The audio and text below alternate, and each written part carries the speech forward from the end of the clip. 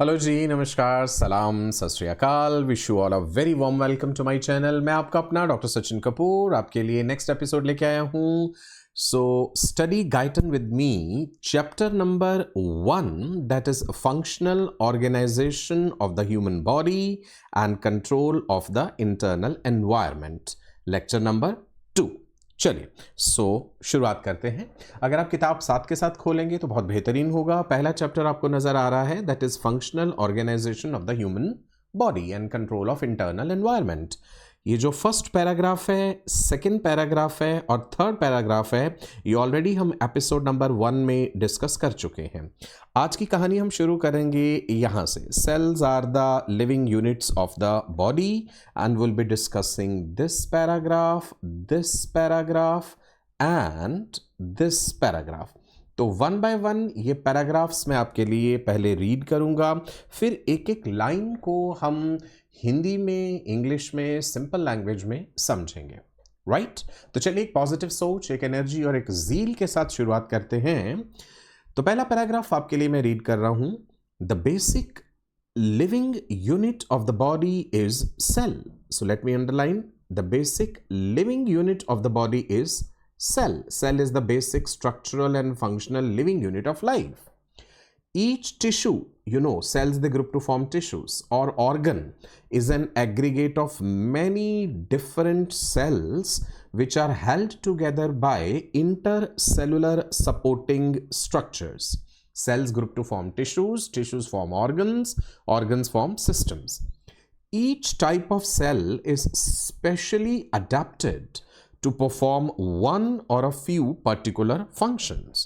Say for example, RBCs, red blood corpuscles or the red blood cells, which are numbering about 25 trillion in each person.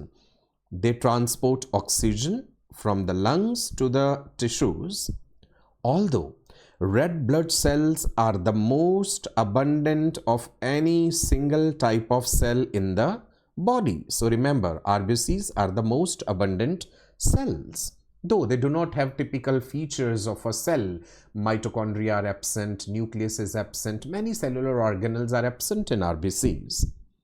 The author says there are also trillions of additional cells of other types that perform functions which are different from those of the red blood cells. WBCs are performing different functions, they're fighting with infections. The entire body contains about unimaginable number of cells, 35 to 40 trillion cells in the human body. So बहुत ज़्यादा संख्या में जो है हमारा शरीर cell से बना हुआ है। लाइन बाय लाइन अब हम एक एक चीज़ का मतलब समझते हैं। The basic living unit of the body is the cell. शरीर की मूल जीवित इकाई कोशिका है। सेल को हिंदी में कोशिका कहते हैं। हमारे शरीर की सबसे छोटी और जिंदा इकाई living cell is the living structural and functional unit of life. Everything in the body starts from a cell.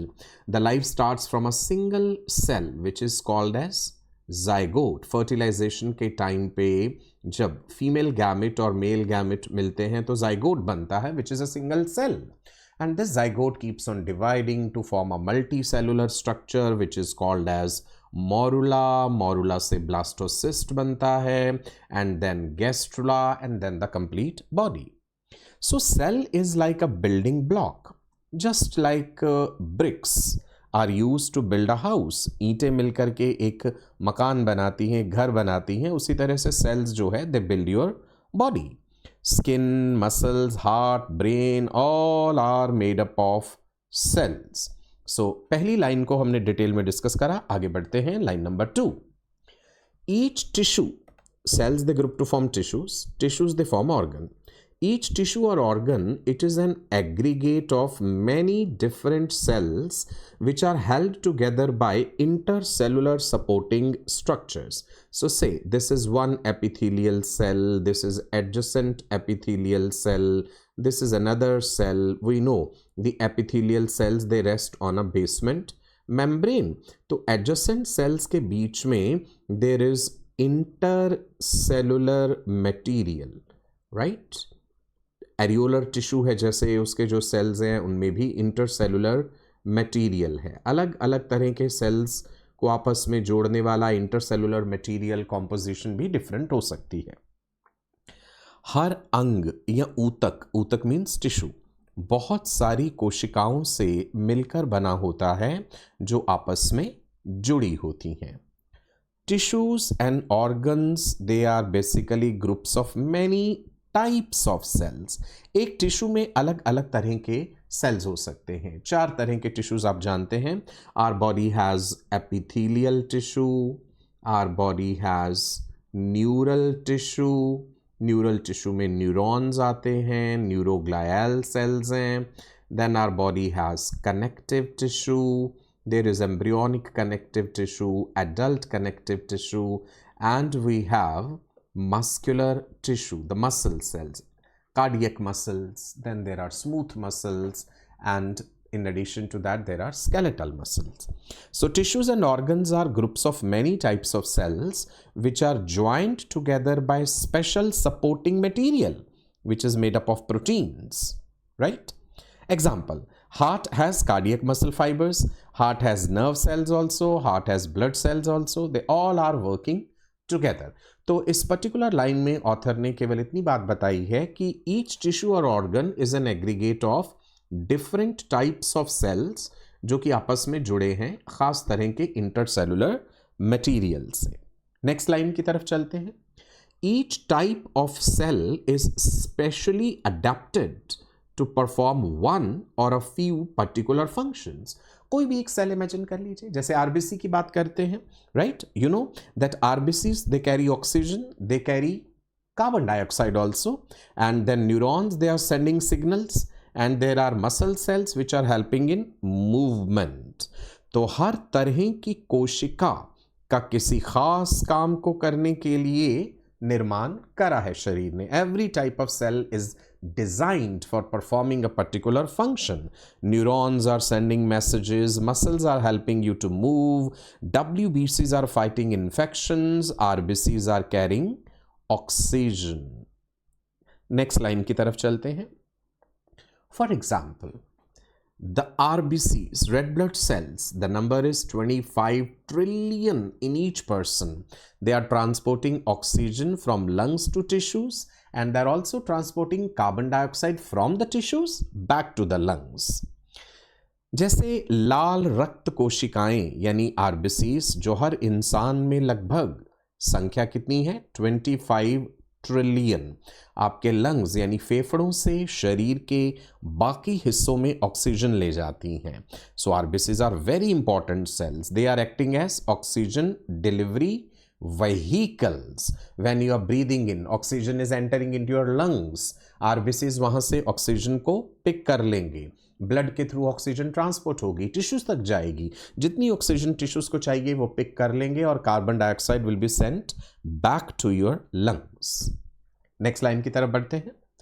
Although the RBCs are the most abundant of any single type of cell in the body, there are also trillions of additional cells of different types that are performing functions which are different from those of the RBCs.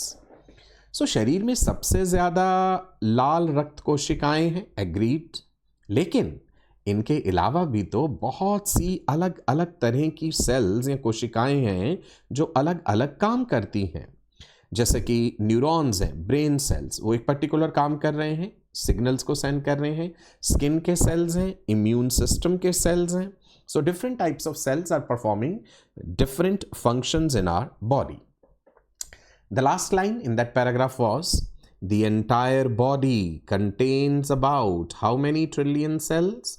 35 to 40 trillion cells. हमारे पूरे शरीर में करीब 35 से 40 trillion कोशिकाएं होती हैं। So this is an unimaginable number of sales.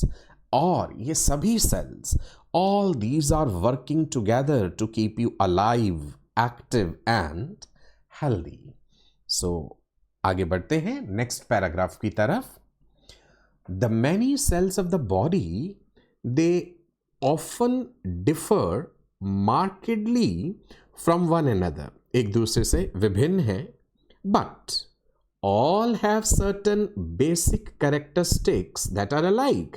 Sales के पास न्यूक्लियस है, हाँ कुछ एक्सेप्शंस हो सकते हैं जहां न्यूक्लियस नहीं है, जैसे आरबीसी में सेल्स के पास सेलुलर ऑर्गेनल्स हैं, प्लाज्मा मेम्ब्रेन है, सेल्स मेटाबॉलिज्म शो कर रहे हैं. सो यहां पे ऑथर ने एक एग्जांपल दी है. For example, oxygen reacts with carbohydrates, fats and proteins to release the energy which is required for all cells to function. सभी सेल्स हमारे शरीर में मेटाबॉलिज्म शो करते हैं. What is metabolism? The sum total of all the biochemical reactions which are happening in the body. Anabolism, building up pathway. Catabolism, breakdown reactions. Furthermore, the general chemical mechanisms for changing nutrients into energy are basically the same in all the cells, and all cells deliver products of their chemical reactions into the surrounding fluid. अगर कोई endocrine gland है, वो hormone बना रही है, तो अपने आसपास के फ्लूइड में उस हार्मोन को रिलीज करेगी.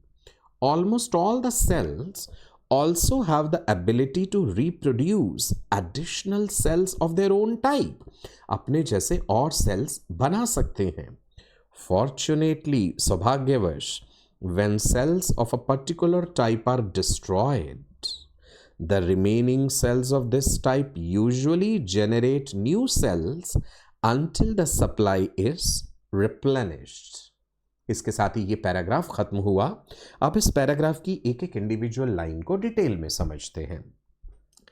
The many cells of the body often differ markedly from one another, but they all have certain basic characteristics that are alike.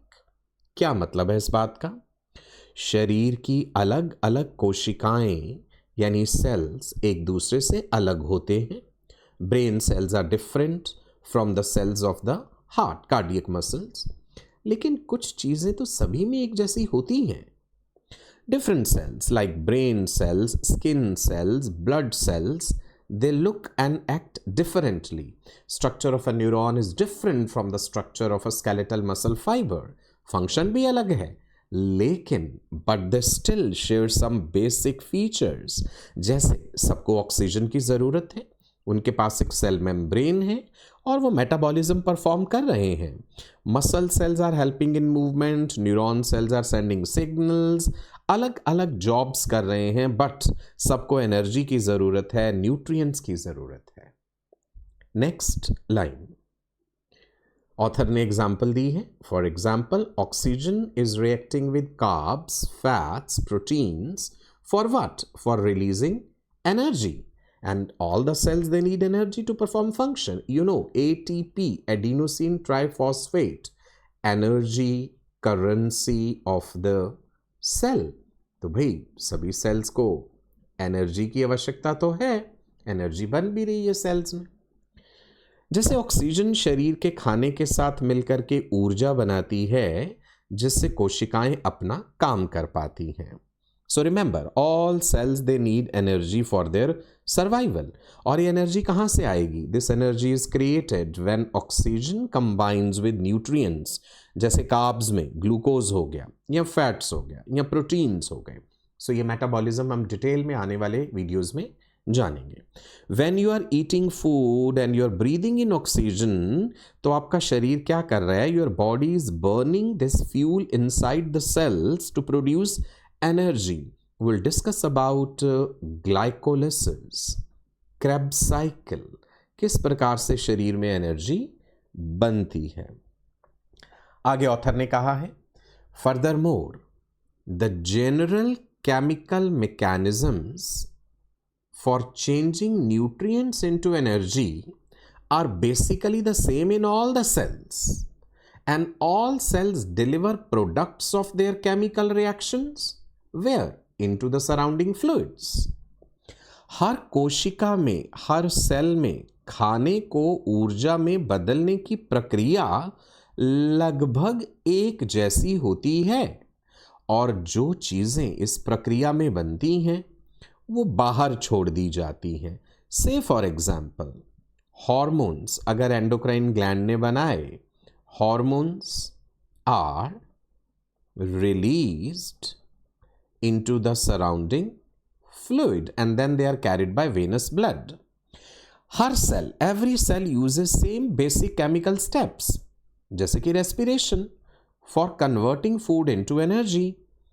After this reaction the waste products या useful substances दोनों बातें हो सकती हैं, they are passed into the fluid which is surrounding the cells. cells को surround करने वाला fluid कौन सा है? interstitial fluid, right? Cells can release carbon dioxide, cells can release hormones, they can release the waste materials into the nearby fluids. जैसे liver के hepatic cells में urea का निर्माण होता है और वो ब्लड में रिलीज कर दिया जाता है.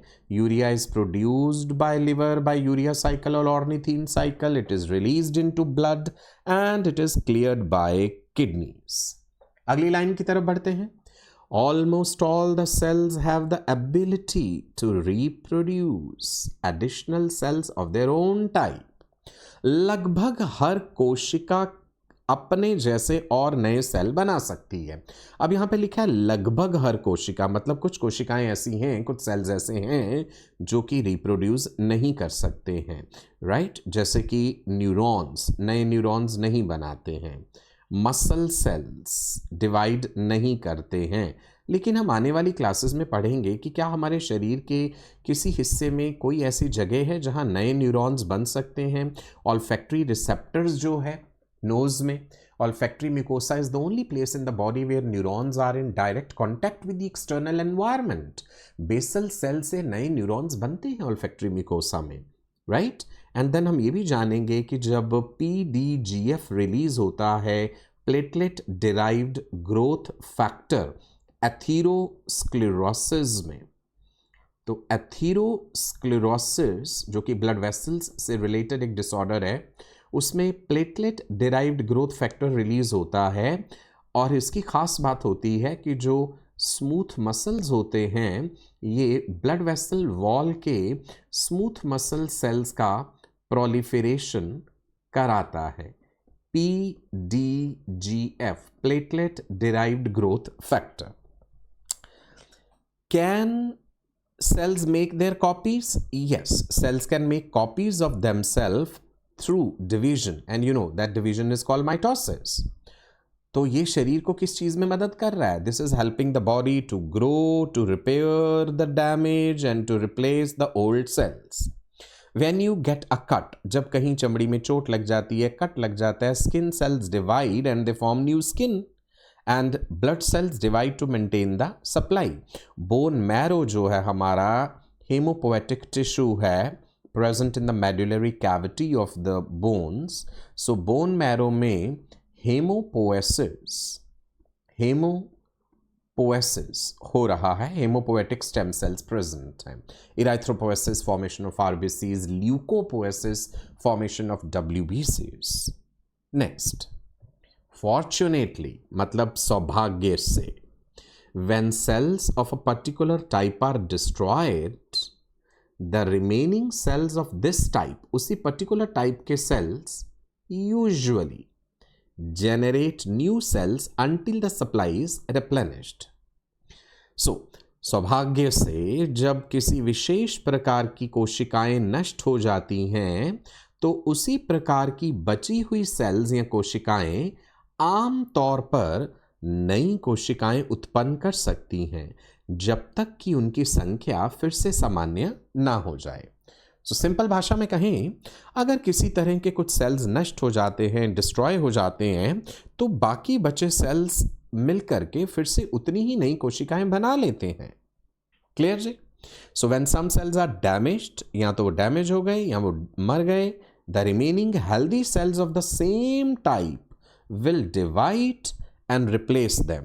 So this is helping in healing and maintaining the homeostatic balance in the body.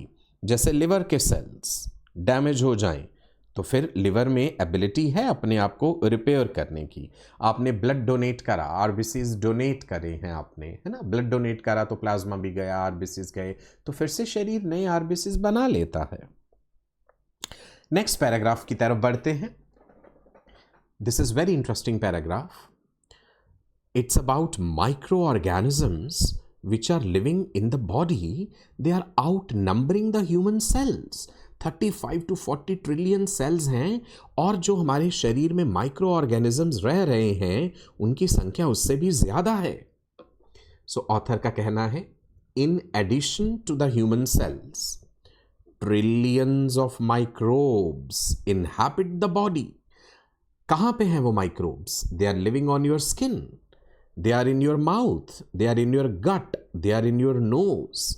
जो हमारा गैस्ट्रो इंटेस्टिनल ट्रैक्ट है, जीआई ट्रैक्ट है, normally it contains a complex and dynamic population of 400 to 1000 species of microorganisms that outnumber our human cells. 35 to 40 trillion sales हैं, उनसे भी ज्यादा संख्या micro organisms की है. Communities of microorganisms that inhabit the body, they are often called what? They are called microbiota.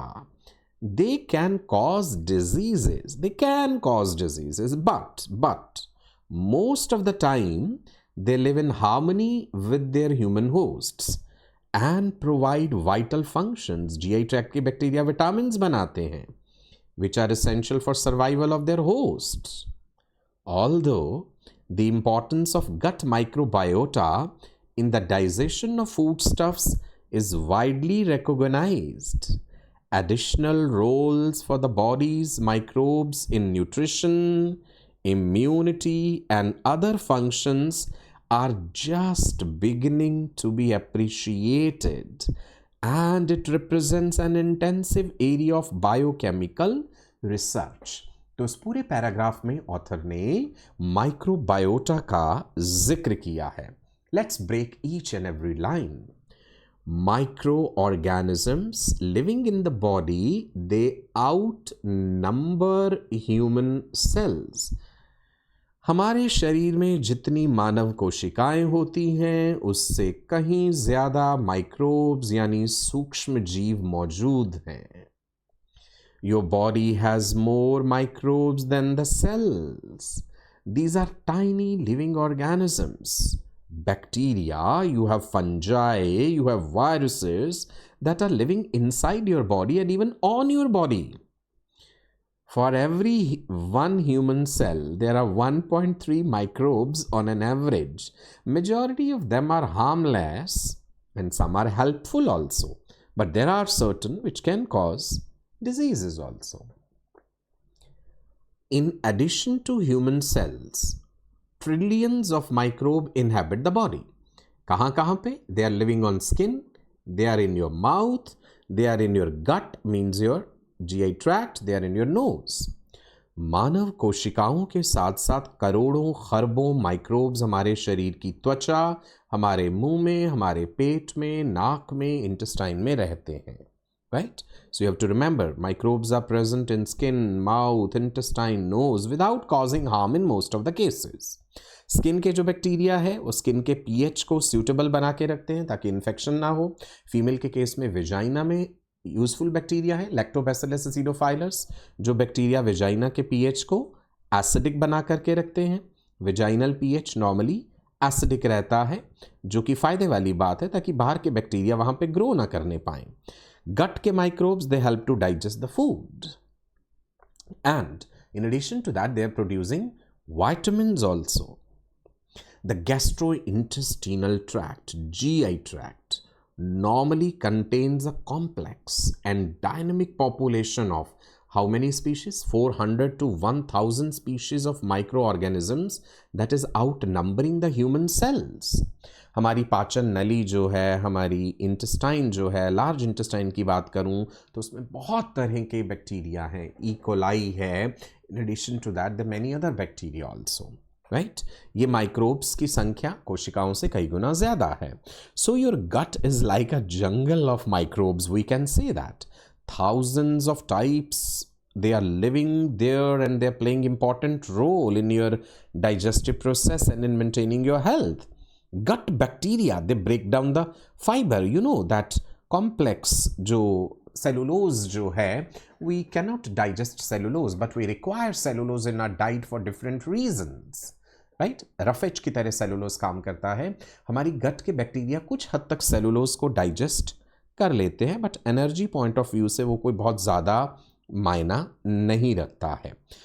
The bacteria are producing vitamin B1, vitamin B12, biotin, vitamin K also.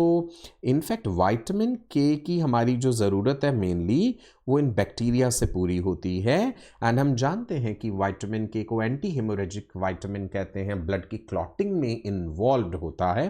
That will discuss in blood clotting. Next line कहती है communities of microorganisms that inhabit the body that is often called microbiota. So एक term है जो आपको ध्यान रखनी है। They can cause, कर सकते हैं diseases, but most of the time, ज़्यादातर वो मिलजुल के रह रहे हैं भाई। They are living in harmony with their host and they provide vital functions that are essential for survival of their host. जिस होस्ट के शरीर में वो हैं वो उसे फायदा देना चाहते हैं। सो ये सभी सूक्ष्म जीव क्या कहलाते हैं? माइक्रोबायोटा। ये कभी कभी बीमारी कर सकते हैं पर ज़्यादातर समय ये हमारे शरीर के साथ अच्छे से रहते हैं और हमारी मदद करते हैं। So what is microbiota? The friendly microbe population which is in your body and even on your body, skin पर भी है।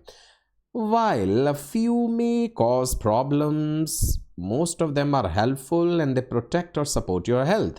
Good gut bacteria, they block the harmful bacteria. Skin microbes, they are helping in healing the wounds and they are preventing the growth of harmful microorganisms. They maintain suitable skin pH. Then author says, although the importance of gut microbiota in digestion of foodstuffs is widely recognized, मतलब हालांकि भोजन के पाचन में जो microbiota की भूमिका है, जो रोल है, वो व्यापक रूप से स्वीकार किया गया है, लेकिन पोषण, रोग प्रतिरोधक क्षमता और अन्य कार्यों में इसकी भूमिका अब धीरे धीरे समझी जा रही है, राइट।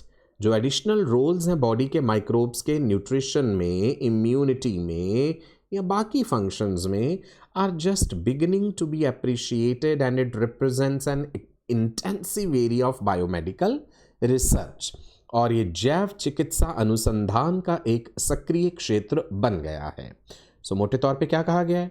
हम जानते हैं कि माइक्रोबायोटा जो है, माइक्रोब्स खाना पचाने में मदद करते हैं, लेकिन अब वैज्ञानिक ये भी खोज कर रहे हैं कि पोषण, इम्यूनिटी और कई कामों में भी वो किस प्रकार से मदद करते हैं। So researchers are now finding the microbes do not just help in digestion, they also affect your immune system, nutrient absorption, and even your mood and the brain function. Some gut bacteria make vitamins that we know, other train the immune system to fight infection.